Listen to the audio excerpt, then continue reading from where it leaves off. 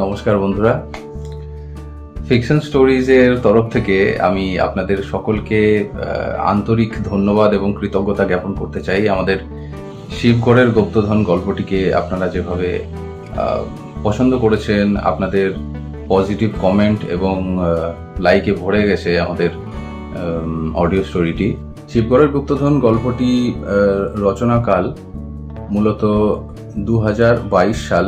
এই গল্পটি লিখতে এবং সমস্ত তথ্য জড়ো করে গল্পটিকে একটি উপন্যাসিকার রূপ দিতে আমার প্রায় 2 বছর লেগে যায়।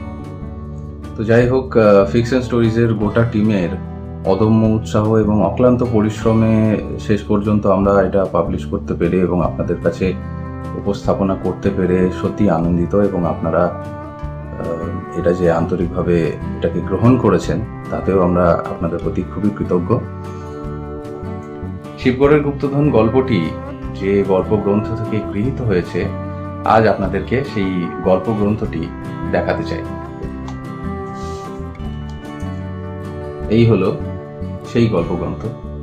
2025 সালের বইমেলায়, আন্তর্জাতিক কলকাতা বইমেলায় এই গল্প গ্রন্থটি প্রকাশিত হয়েছিল। ষষ্ঠ ইন্দ্রিয়, শেখ ইমরান আলীর লেখা ষষ্ঠ ইন্দ্রিয়, যার প্রথম গল্পটি হচ্ছে ফরাসি সিন্দুক, যেটা আপনারা আগেই শুনেছেন। শিবগড়ের গুপ্তধন হচ্ছে তার দ্বিতীয় গল্প, যেটি 2টো পার্টে আপনারা শুনতে পাচ্ছেন এখনো, এবং আপনারা ভালোবাসছেন, খুবই আনন্দ লাগছে আমাদের।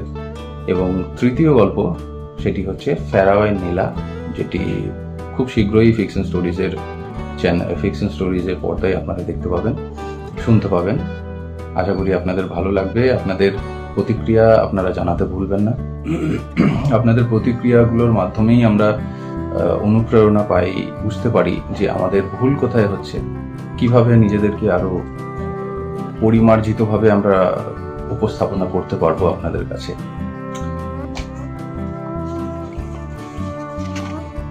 এই হলো শিবগড়ের গুপ্তধন।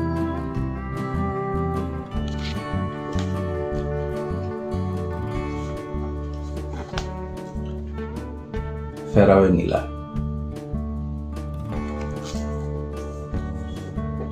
ফিকশন স্টোরিজকে এইভাবে আরো সঙ্গ দিয়ে যান, আপনারা ভালোবাসা দিয়ে যান।